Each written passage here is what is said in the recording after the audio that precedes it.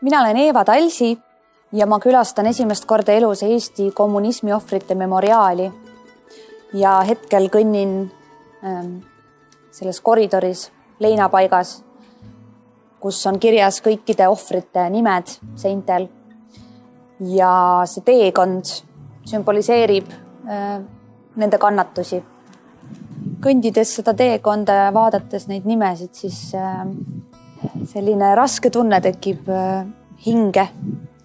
Aga samas, kui ma vaatan ettepoole, siis sealt paistab koduaed, mis sümboliseerib sellist lootust ja tulevikku ja helgust ja perekonda. Ja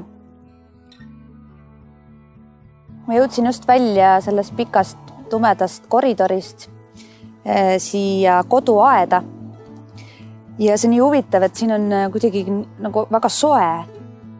Et kui seal koridoris oli kuidagi tuuline ja nagu jahe tunne natuke, siis praegu jõudes siia nagu hetke pealt selline kuidagi soe ja helge ja lootustandev tunne tuli sisse.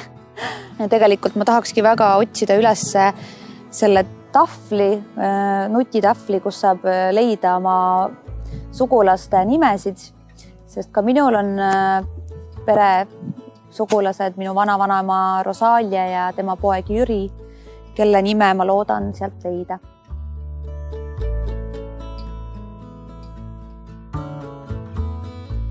Siin vist on see võimalus otsida oma sugulaste nimesid.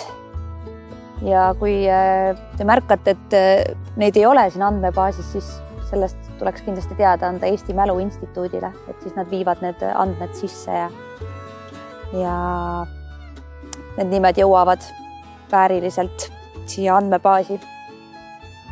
Siis panen ka sisse Jüri Edmund Lindal. Tema oli minu vanaisa vend ja siis siin on kirjas ka, et 25. märtsil oli see päev, siis kui viidi ära Rosalia ja Jüri Edmund, kes siis oli minu vanavanema ja siis tema poeg. Ja siin on kirjas ka, et Lindal Aksel ei küüditatud, vaid tema pääses. Ta pääses tänu sellele, et ta läks hommikul veskile hobusega ja siis kui ta hakkas tagasi koju tulema, siis teda hoiatati, et ei tasu koju minna. Et juba oli see jutt liikvele läinud, et sõdurid on kodus ja ootavad.